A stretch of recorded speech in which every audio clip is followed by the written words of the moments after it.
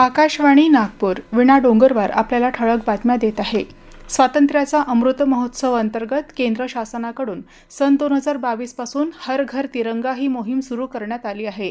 लोकांच्या हृदयात देशभक्तीची भावना जागृत करणं तसंच भारतीय राष्ट्रध्वजाबद्दल जागरूकता वाढवणं ही उपक्रम राबवण्यामागील मूळ कल्पना आहे। नागपूर मनपाद्वारे शहरात 1,75,000 तिरंगा झेंड्यांचं वाटप करण्यात येणार आहे।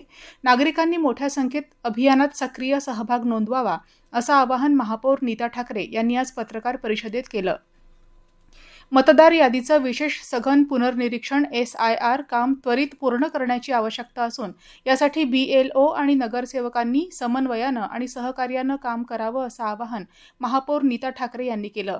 नागपूर जिल्हाधिकारी कार्यालयातर्फे सर्व राजकीय पक्षांच्या प्रतिनिधींची बैठक आज डॉ. वसंतराव देशपांडे सभागृहात आयोजित करण्यात आली होती। अध्यक्षस्थानी महापौर ठाकरे होत्या।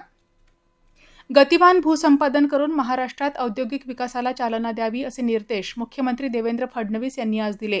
फडणवीस यांच्या अध्यक्षतेखाली MIDC अंतर्गत विविध प्रकल्पांच्या भूसंपादनासंदर्भात आढावा बैठक वर्षा निवासस्थानी झाली, त्यावेळी ते बोलत होते। राज्यात सध्या 66,343 एकर जमीन संपादनाची प्रक्रिया सुरू आहे। यात विदर्भातील गडचिरोली, चंद्रपूर, नागपूर आणि वर्धा या जिल्ह्यांचा समावेश आहे।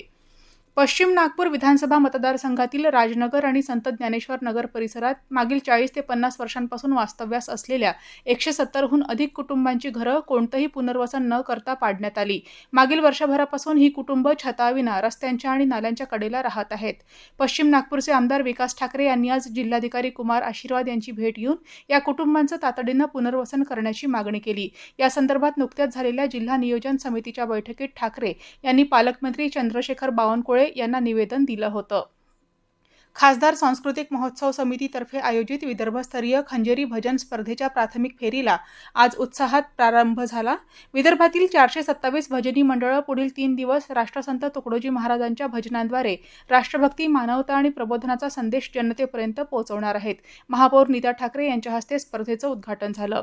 दक्षिण कोरियाच्या आसन इथं सुरू असलेल्या कोरिया मास्टर्स बॅडमिंटन स्पर्धेत महिला एकेरीमध्ये भारताच्या इशरानी बरुआ, तन्वी शर्मा आणि श्रेयांशी वलीशेट्टी यांनी उपांत्य फेरीत प्रवेश केला आहे। याबरोबरच हे ठळक बातमीपत्र संपलं। यापुढील ठळक बातमीपत्र उद्या सकाळी 10:58 प्रसारित करण्यात येईल। नमस्कार।